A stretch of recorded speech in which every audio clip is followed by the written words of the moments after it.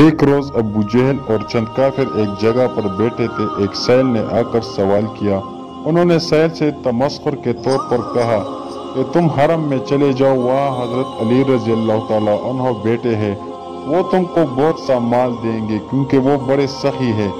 سائل یہ سن کر حضرت علی رضی اللہ تعالیٰ عنہ کے پاس چلا آیا اور کہا، اللہ مجھے کچھ مرحمت فرمائیے، میں تنگ دست ہوں۔ اس وقت آپ کے پاس بھی بظاہر کوئی چیز نہ تھی جو سائل کو دیتے، لیکن فراست سے جان گئے کہ کافروں نے تمسخر کے لیے اسے بھیجا ہے۔ آپ رضی اللہ تعالیٰ عنہ نے 10 بار درود پاک اور ایک روایت میں 3 بار درود شریف پڑھ کر سائل کے ہاتھ میں پھونک ماری اور فرمایا، ہتھیلی کو بند کر لے اور کافروں کے سامنے جا کر کھولنا۔ جب سائل کافروں کے پاس آیا تو انہوں نے پوچھا، تجھے علی رضی اللہ تعالیٰ عنہ نے کیا دیا ہے؟